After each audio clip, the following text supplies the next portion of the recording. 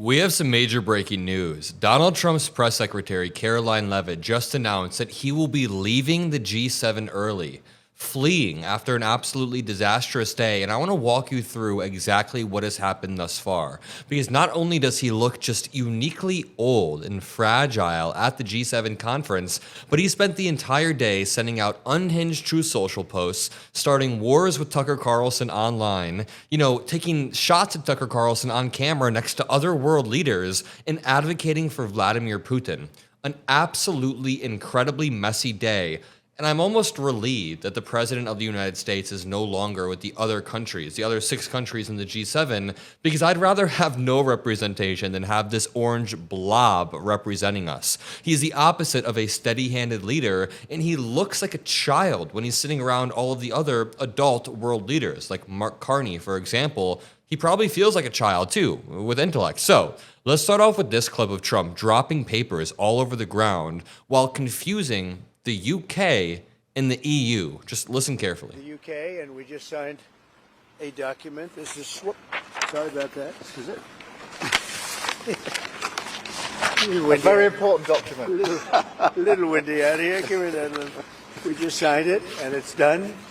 And so we have our trade agreement with the European Union, and it's a fair deal for both. He just said the European Union after saying UK, after dropping his papers. Have you guys ever had one of those uniquely off days where you just can't do anything right?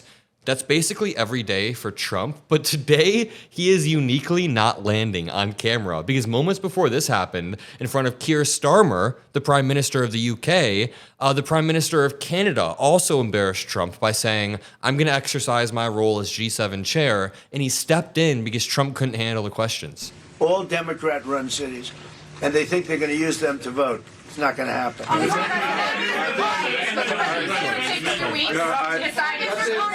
it. Thank you. If you don't mind, I'm going to exercise my role, if you will, as G7 chair, since we have a few more minutes with the president and his team, and then we actually have to start the meeting to address some of these big issues. So thank you. Thank you, media. Let's go. He exercises his role as a G7 chair to save Donald Trump. Now, right before Trump announced that he was leaving, or right before Caroline Leavitt said, President Trump had a great day, and now he's leaving. We'll read this in 1 second.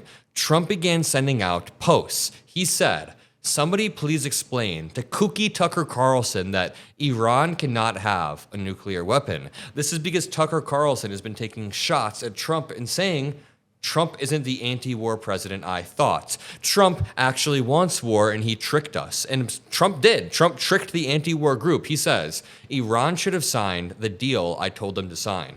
Dude, Obama had a deal. Obama had a perfectly good Iran nuclear deal, and you tore it up during your first term. You tearing it up led directly to this. What a shame and what a waste of human life, says Trump. Simply stated, Iran cannot have a nuclear weapon. I said it over and over again. He then says, everyone should immediately evacuate Tehran.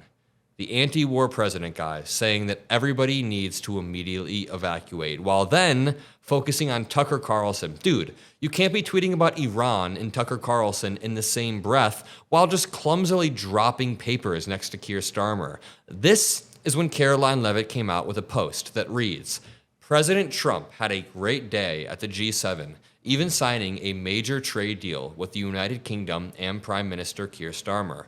Much was accomplished, but because of what's going on in the Middle East, President Trump will be leaving tonight after dinner with heads of state. Ron Filipkowski then responds and says, in other words, it was a total failure, and Trump is bailing because as a negotiator, he is total dog shit, despite the fact that his cultists think otherwise. So he will get back to the new war that he has gotten us into. Ron Filipkowski is spitting facts. Caroline Leavitt is lying. When she says Trump had a great day at the G7, great day for who? For Vladimir Putin? Trump did a lot of bidding on behalf of Vladimir Putin. We'll talk about that in a second. But even beyond that, he dropped papers. He got Lil Bro'd by Mark Carney. Lil Bro is when someone is like, all right, little brother. Mark Carney's the big bro. He's the adult in the room. And then he announced a deal with the EU, confused it with the UK, and off the back of that, we learned that the UK deal is just terrible.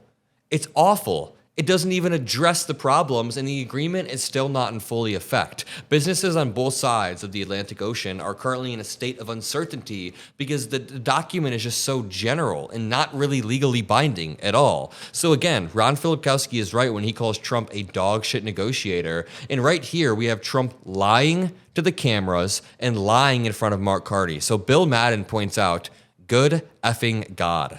Trump just blatantly lied about other G7 leaders kicking Russia out of the organization. Russia was kicked out of the G8 after they invaded Crimea in 2014. And Trudeau wasn't even the leader when this happened, keep in mind. Together very well. I look forward to that. The G7 used to be the G8. Barack Obama and a person named Trudeau didn't want to have Russia in. And I would say that that was a mistake because I think you wouldn't have a war right now if you had Russia in. And you wouldn't have a war right now if Trump were president 4 years ago. You wouldn't have a war if you had Russia in. Yeah, Vladimir Putin is notoriously anti-war. But it didn't work out that way. But it used to be the G8, and now it's, I guess, what's that, 9 years ago, 8 years ago, it switched over. They threw Russia out, which I claimed was a very big mistake. Even though I wasn't in politics then, I was very loud about it. It was a mistake in that you spend so much time talking about Russia, and he's no longer at the table, so it makes life more complicated. But you wouldn't have had the war. Other than that, I think we're going to accomplish a lot together very well. He didn't. Spoiler alert, he didn't accomplish a lot. Trump just dipped out of the G7 because he is fully humiliated. And hours before, he was promising they were going to accomplish a lot. Here's Trump next to Keir Starmer. Iran is accusing Netanyahu of attacking them to deliberately derail your nuclear plan. What do you say to that? Look, Iran should have signed the deal. If it would help bring Iran to the negotiating table, would you guarantee that the U.S. would not get involved in Well, I think Iran basically is at the negotiating table. They want to make a deal.